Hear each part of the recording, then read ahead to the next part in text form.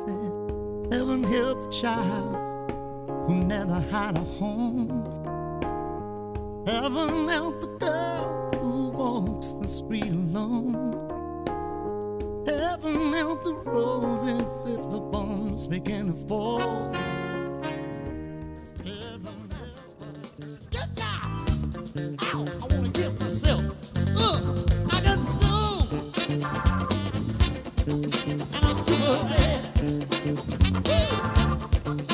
I got soul. And I'm super bad, yes. Bridge! Break it down, I said that. Wrong, but I'm still crazy about you.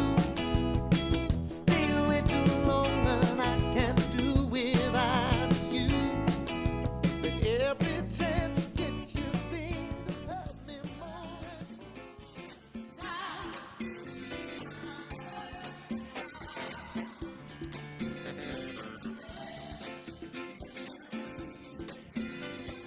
Andy Wood Mitchell, the man entirely responsible for the Big Funk Corporation, began showing off when he was very young.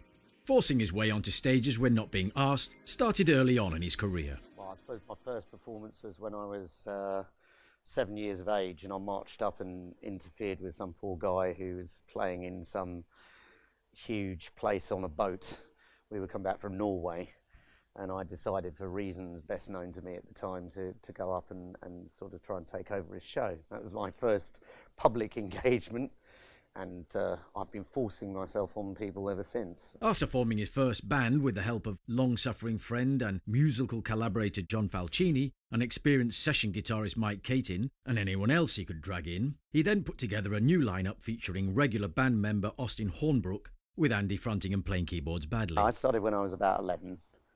And at that time, I was into films and stuff as well, so I wasn't really simply just looking to do music at that time, but I tended to write a lot of scripts with songs related to them. They even had an unspectacular stint of busking in Covent Garden, culminating with their performance at Buscade. Andy then got his start in the music biz proper with a little help from his dad. But I think when I started taking it more seriously, or when it became the direction I chose to go down, it was when I went to Abbey Road as a tape op, which was a job I got through pure nepotism, because my dad knew Ken Townsend, who was the studio manager at the time, and he sort of angled it for me to be taken on as a tape op. So that was kind of when I think I kind of made a more definite decision to go down the route of music rather than, say, film or whatever. His brief period at the world-famous recording studios taught him many new skills. What did I learn at Abbey Road? I learned how to twist leads. That was about the only... I mean, Abbey Road was kind of an odd... they had an odd induction process. I don't know whether it's the same now, but at that time, Ken, trying to be very egalitarian, I think, thought that engineers had felt themselves a cut above all the other people in the studio, and so they decided that you had to do your first training, the first 6 weeks or 2 months of training or something, or even longer, I don't know. We had to go round all the different departments, which meant that you spent a couple of weeks in the tape library and a couple of weeks, which was handy because I learnt how to wrongly tell 2-track tape, which was half-inch tape, and later on I managed to screw up a job thanks to the fact that I was taught wrongly in the library at the time, because they kept referring to half-inch tape as 2-track tape, but in actual fact 2-track tape is anything. And this order came in years ago when I was working there, and I had to do a whole load of tape copies, and I wasted a huge amount of tape and hours taping stuff onto, or transferring stuff onto the half-inch when it should have been 1/4-inch, because they put this there. Anyway, there you go. But yeah, I learned not to be scared of tape because you got used to editing it. I didn't really learn anything about actual nuts and bolts recording and stuff, because they didn't really let you get near, understandably, the mixing desk and console and stuff until you'd clocked in, a few years, and I didn't stay around long enough to really get that. So, but as terms of the actual experience, it was absolutely amazing. And I do remember when I'd decided to quit, that it suddenly got more interesting because my training had ended, and actually they started putting me on some quite fun sessions, and I kind of regretted my decision to quit. But by that time, I'd sort of already decided to resign, and you know, that face saving thing. But I think I always wanted to be on the other side of the glass anyway. I didn't really want to be an engineer as such. In addition to the complicated task of mixing up tapes and twisting leads, he also learned how to cause grievous bodily harm to visiting recording artists. I'm not sure that there was anybody who recorded at Abbey Road personally that was a big influence upon me, apart from maybe Kate Bush. But it wouldn't be that album. I didn't like Cloud Busting very much, but that was her big album, and Hayden Bendel was producing that. And I squashed her in the door, which was my claim to fame, because she was sat behind one of these huge sound doors, and I was carrying these big tapes, and I sort of, you had a kind of a button that you pushed in, and then I sort of whacked it, and she was apparently sitting behind the door, and everyone was very perturbed because it looked like I'd squashed the main star.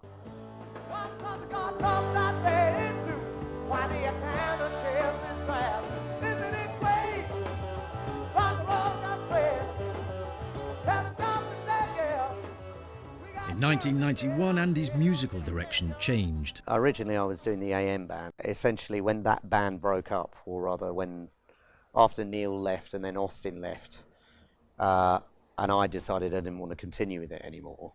But I still needed to make a living out of music, so I sort of switched my energies for a while to doing cover versions and doing covers gigs. And so the AM band, it was the same name, but it switched in terms of what it was actually about. And then we had a brief period, I can't remember actually, I think we were called the McCaws or something dreadful initially, and then the AM band, and then it was the Below Average White Band, which is still my favourite name for the band, and I kind of wished I hadn't changed it really, but various people complained, Wayne amongst them, about not wanting to be in the band called the Below Average White Band. So then I had to look around for a new name, and the most nondescript thing I could come up with was the Big Funk Corporation.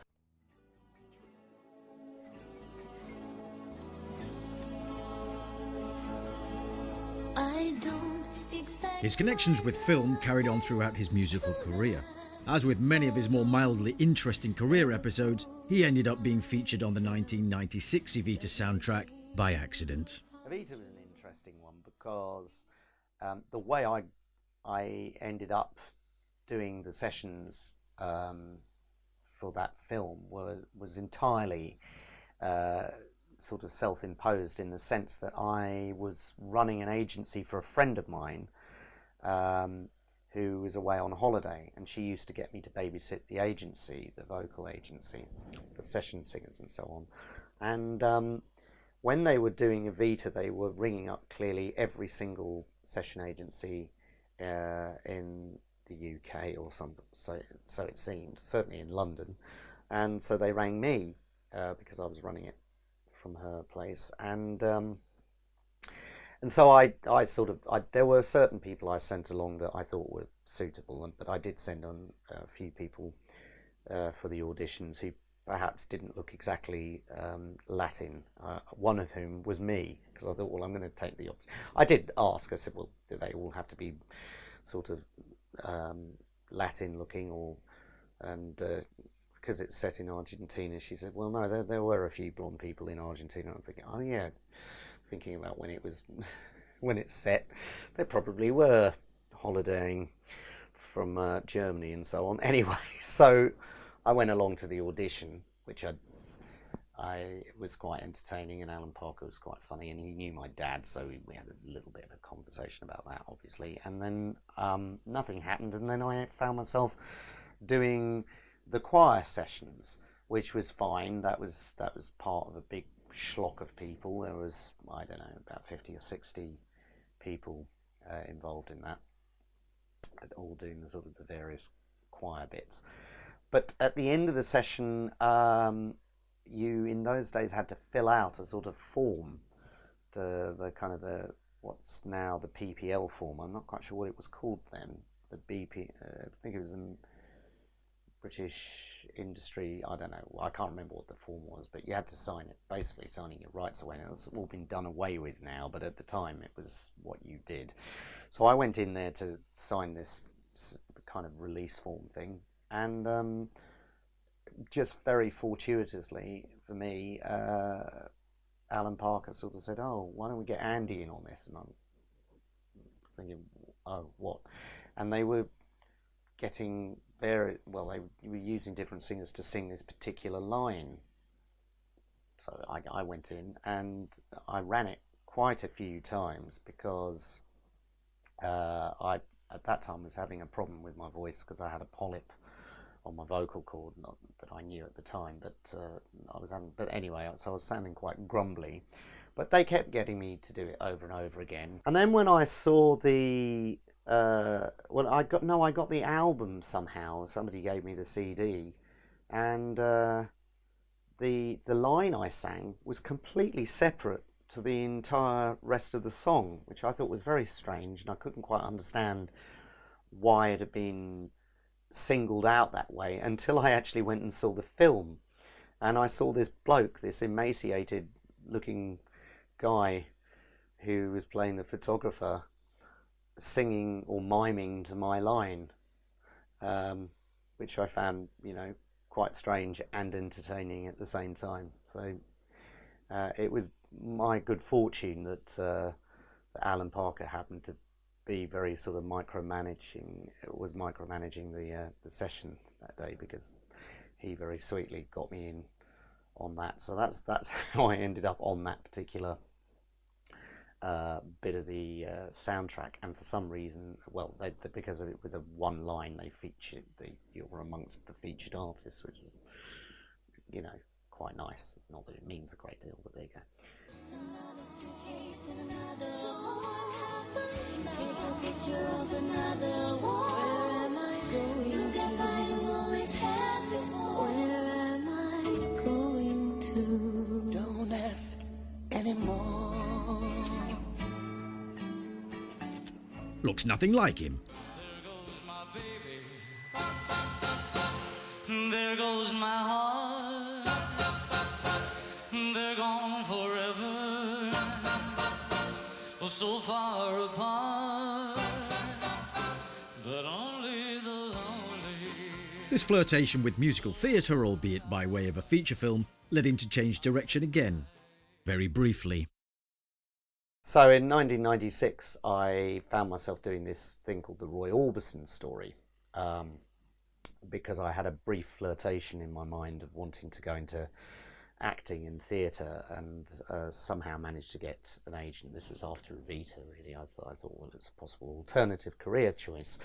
So anyway, I did about 2 weeks of this stuff, realising, that I definitely don't want to continue doing theatre as a career choice, and especially not when you sort of do a #1 tour on that level where you're paying for digs and it's a long way and you're spending most of your life wandering around Virgin megastores.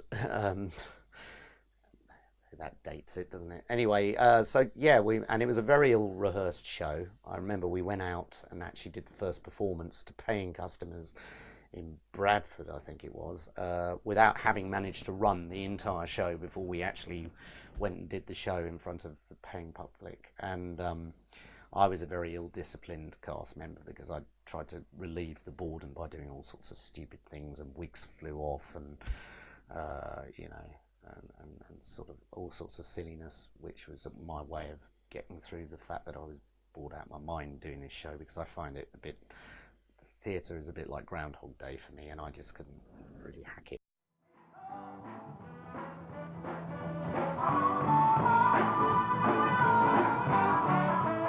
The stint in the Roy Orbison story in 1996 that convinced him he never wanted to do theatre again left a disturbing legacy of developing an interest in playing the chromatic harmonica. His first professional engagement might have deterred a more sensitive soul. The salient thing, I suppose, was that it was one of those things where they had lots of actor musicians in order to save money on MU fees or something, and they basically ended up getting all the cast to do music things. And the only reason I got the gig really was because I played a bit of harmonica, um, and so I ended up doing lots of bit parts, filling in for the cast members when they didn't have time to change. Anyway, they handed me this thing, and I said, "What's this?" And they said, "Well, it's a chromatic harmonica." And I said, "I know it's a chromatic harmonica. What do you want me to do with it?" Because I don't play chromatic harmonica. And they said, "Well, you know, you just learn." I'm thinking, "Oh, great! It's a real instrument, you know."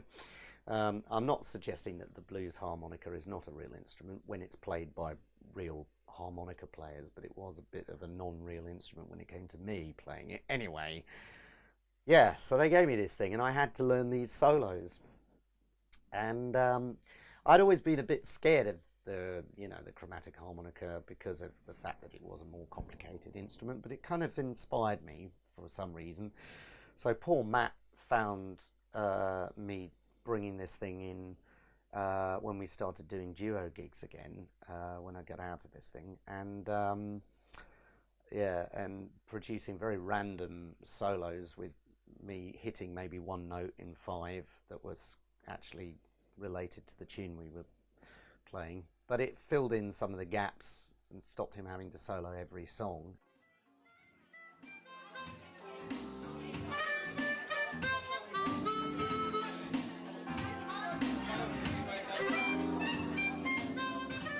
I got this phone call from somebody who had very sweet keyboard player called Steve Turner had passed my number on to this guy from the BBC Big Band, and he said, Natalie Cole is doing a show in the Forum tomorrow. Can you play? We understand you play harmonica. And I said, well, I play it a bit. And he said, well, do you play chromatic harmonica? And I said, well, a bit. And he said, well, we've got a solo that we need you to do. And I said, well, what key is it in? And he said, C. And I said, C? No problem, I can play in C. Because it's just like the piano in that respect. It's the easiest key to play in. So I duly popped up to the Forum, because I lived near there, and picked up this CD and got back and listened to the track. And yes, he was right. The song was in C. The solo wasn't in C. The solo went somewhere else, like F sharp or something. Whatever key it went to, it was a very strange transposition, although it sounded very nice. But it's not very nice if you don't play harmonica very well. And I had to try and struggle and learn this bloody solo. And I was practicing it all night, and then the following day I was practicing all the time with the headphones, trying to run this wretched solo over and over again. And then we came to do the rehearsal, which I played it not too cleverly, but just about. And they told me, once you do the solo, walk off. So that's what I did. And then at the end of the song, the scary MD woman that Natalie Cole was using at the time is very good, but very slightly intimidating. So they said, well, what's the bit what about the bit at the end? And I went, well, what bit at the end? And she said, well, there's this bit at the end. And I had not listened to the end of the track, because as far as I understood, it was just that anyway. So there were these 4 notes at the end of the song. I was like, oh right, because they told me to walk off. And so anyway, I came back. I went off and I duly listened to the whole thing and was practicing it like crazy, sounding like Larry Adler's dead brother ghost haunting the Forum, playing very badly, trying to run this solo. I'm getting myself into an awful kind of lather. And the time came to come along and do my solo, and I got out there and I just forgot the solo. I couldn't remember a note of it. It just went out of my head completely. And I'm stood there trying to play something.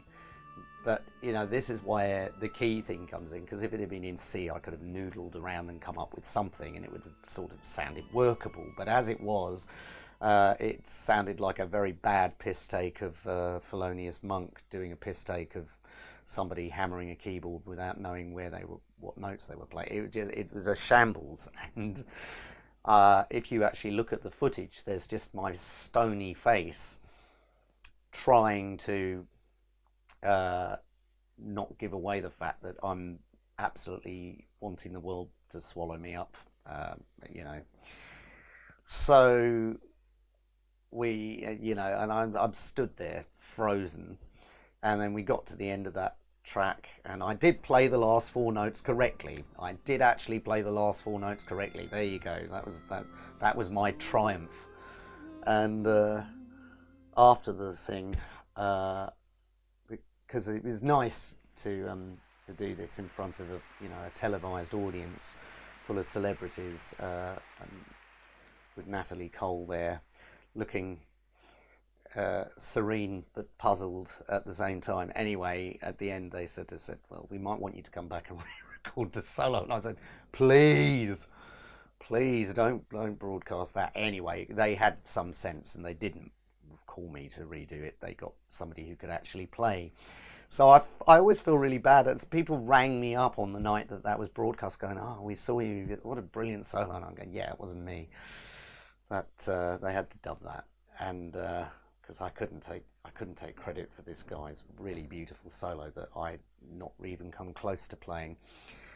But as I say, you know, it was nice that my first professional engagement on chromatic harmonica was one where it was televised in a fairly important gig, and in front of lots of celebrities and so on.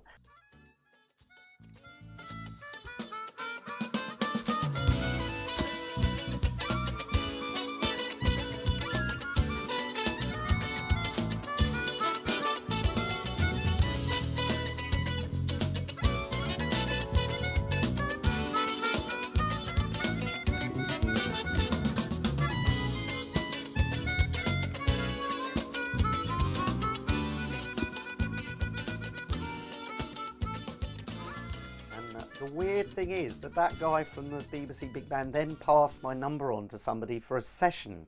So I don't know whether he hated this guy or maybe he just thought it was nerves. But I actually got a session out of it, which I find quite extraordinary. But now I sort of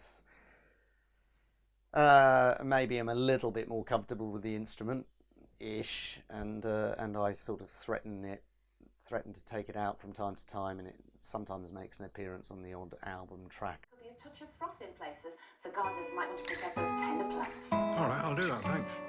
Gardeners, a simple fun. In 2007, Andy had another flirtation with film soundtracking, recording the lead on the end credits of British movie Grow Your Own. The story about Grow Your Own was that I'd basically been asked to come along and sing this track very sweetly. A guy called Derek Green, who along with Catherine Ellis has been very generous in putting my name forward for the odd things. He put my name forward for this, and I went along and I did this session, which was quite protracted. And I remember the director had very clear ideas in his own mind about what he wanted, but I found his sort of attempts to communicate them not entirely clear, because you'd get things like, I want you to sound really old, but young at the same time. You want me to sound old and young at the same, I want you to sound like a hobo. You want me to sound like a hobo? Yes, but not one that's sleeping in the streets, one that lives in a hostel, that kind of thing. You think, and it was a very long session. But the other thing I remember about it was that the track itself, I can't remember now whether they'd said they were basing it on the Odyssey version or they weren't basing it on the version of Odyssey, but somewhere along the line I turned up. I'm pretty sure they said it wasn't going to be, no, I think they said it was going to be like the Odyssey version. Then I turned up and they said it's not going to be like the Odyssey version. It's going to be like the Bobby Womack version, which I'd never heard, and which has a whole section where he sings in the middle 8-bit, which is an instrumental on the Odyssey version. So obviously I had to learn the tune, but then when we went to listen to the track, they based it on the Odyssey version. So there was just an endless sort of comedy of errors with this session. It did take a long time, I remember, for some reason, and Derek came along and he put down some backgrounds with me very sweetly, and I mean, it sort of came out okay, I think, but it was quite an odd session. Going back to being myself. I can live with nobody else. I'm living in a world of fantasy. 'Cause I'm going back to reality. I've been searching for ages, I got all the time. To find enough happiness was just a state of mind. I'm going back home, I'm going home. Going back home, where I belong. Having performed well-known funk and soul tracks on the live scene for several years, his ambitions to record his own material were suddenly reignited, and the two strands of his career dovetailed in a surprising way. Initially, that was an offshoot of the whole covers thing, where Matt and I used to do duo gigs, and he'd play the bass and the keyboards and run the drum machine and sort of create the most amazing sound for one person, and I'd sing. And then there was a while where he couldn't really do as many gigs, so we put down all the backing tracks, and then I started doing it with a guitarist, and Austin at that time was around, so he and I were doing these duo gigs quite a lot. And I remember we turned up to some place and somebody said, "Oh, what's your name?" And I said, "Andy." And he said, "And who are you?" And Austin said, "I'm the other one." And it like a lot of these things, it sort of tickled me, so I thought, well, I'll call it Andy and the other one. But it then grew into an originals thing, because just around that time, because digital recording was sort of coming into its real fore, I got an interest in starting to try and record again, which I hadn't done for a long time. And Andy and the other one seemed to be a good name for the originals thing. So it's sort of it split off. And in a way, I mean, the originals thing I'm doing now, there are two things: the AM Band and the Big Funk the Big Funk Factory. And that's sort of an offshoot, in a way, of the Big Funk Corporation, because it tends to have a lot of the same people associated with it. It's shining a little bit soon as I'm rubbing in its sweet soft unit. Whether it's shot star, come on, I'm feeling it. And I'm whip it up like I do. I get to the go high. When they see me pulling up to the club, it's shining real high. It's shining real high. It's shining real high. It's shining real high.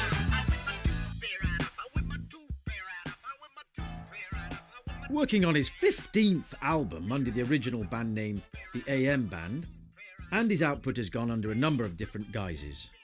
So why so many different names and projects? Yeah, the AM Band is essentially myself, Austin and Neil and John Falcini, and the Big Funk Factory is kind of more or less the same people who are involved in the Big Funk Corporation.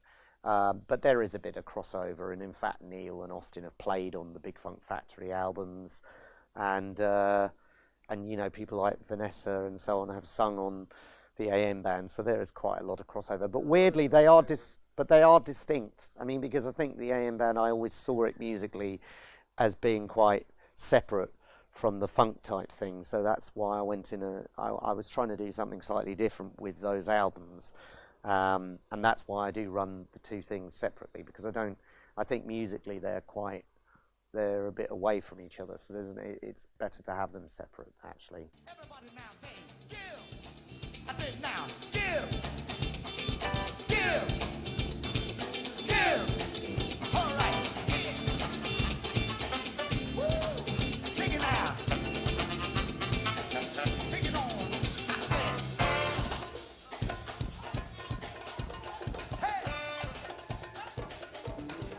It seems there's been a lot of musicians playing in the band over the years. How did he meet them and ultimately end up performing alongside this array of talent? The big change was when I went to a place called the Singers. Well, it wasn't a place, it was called Singers, and it was a place where lots of session singers used to go, and then there was a follow-on from that called Xenons, and they used to have a Tuesday night there.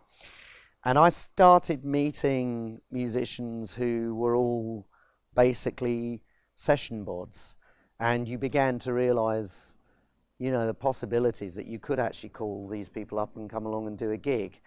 And that's when the band sort of switched from being a kind of a more static lineup to something more fluid. And that was also at the time when really I was mainly doing, as I have been for a long time now, doing covers live rather than original stuff. So effectively, you didn't rehearse, you just called people up, you gave them a list, and then they would learn the songs.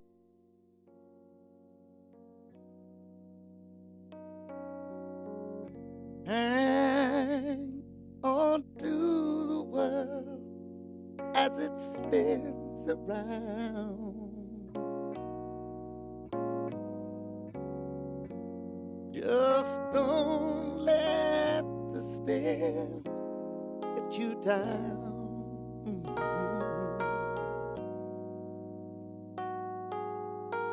Things are moving fast.